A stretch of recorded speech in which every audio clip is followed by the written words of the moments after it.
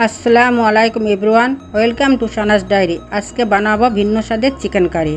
টক দই এবং বাদাম দিয়ে রান্না এই চিকেন কারি নিশ্চয়ই আপনাদের ভালো লাগবে। চলুন ভিডিওটা শুরু করি। তেল গরম হয়ে আসলে 2টা তেজপাতা, 2টা এলাচ এবং 2 থেকে 3টা দারুচিনি ফোড়ন দিয়ে নেব। এর উপর 2টা পেঁয়াজ কুচি দিয়ে নরম হয়ে আসা পর্যন্ত নেড়ে নেব। পেঁয়াজ নরম হয়ে আসলে 2 টেবিল চামচ পেঁয়াজ বাটা, 1 টেবিল চামচ রসুন বাটা, 1.5 চা চামচ আদা বাটা এবং সামান্য পানি অ্যাড করে নেড়ে ছেড়ে নেব। প্রায় 1 চা চামচ এলাচ বাটা, 1.5 চা চামচ জিরা বাটা দিয়ে আবারও 2 থেকে 3 মিনিটের জন্য কষিয়ে নেব। তারপর 2 টেবিল চামচ মরিচের গুঁড়া, 1.5 চা চামচ হলুদের গুঁড়া, 1 চা চামচ ধনিয়া গুঁড়া, সামান্য পানি এবং স্বাদ মতো লবণ দিয়ে 3 থেকে 4 মিনিটের জন্য কষিয়ে নেব। কষিয়ে নেওয়ার পর আগে থেকে ফাটিয়ে রাখা 1.5 টেবিল চামচ টক দই এবং 1 টেবিল চামচ কাজু এবং কাঠবাদাম বাটা দিয়ে কিছুক্ষণের জন্য আবারও কষিয়ে নিচ্ছি। এই পর্যায়ে সামান্য পানি অ্যাড করে কিছুক্ষণের জন্য নাড়াচাড়া করে নেব।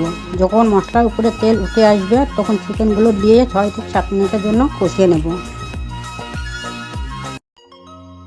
যখন চিকেনগুলো নাড়তে নাড়তে শুকিয়ে আসবে তখন অল্প পরিমাণ পানি অ্যাড করে 2 থেকে 3 মিনিটের জন্য নাড়াচাড়া করে 7 থেকে 8 মিনিটের জন্য ঢাকনা দিয়ে ঢেকে রাখব।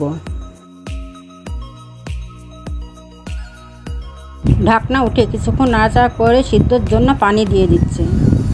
আবারও ঢাকনা দিয়ে ঢেকে রাখছি 15 মিনিটের জন্য।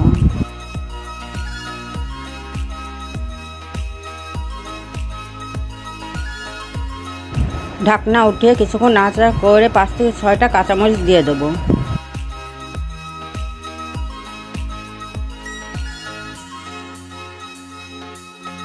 কিছুক্ষণ নাড়াচাড়া করে আগের থেকে ভেজে রাখা পেঁয়াজ বেরেস্তা এবং 1 চা চামচ চিনি দিয়ে কিছুক্ষণ নাড়াচাড়া করে 5 থেকে 6 মিনিটের জন্য ঢাকনা দিয়ে ঢেকে রাখবো।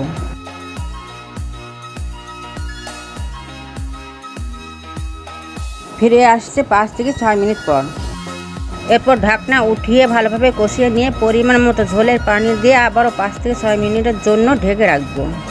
নামিয়ে নিলে রেডি মজাদার চিকেন কারি। একবার হলেও চিকেন কারিটা ট্রাই করে দেখবেন। আশা করি ভিডিওটি ভালো লেগেছে। ভিডিওটি ভালো লাগলে like, comment, share and subscribe করে পাশে থাকবেন। আজকের মতো আল্লাহ হাফেজ।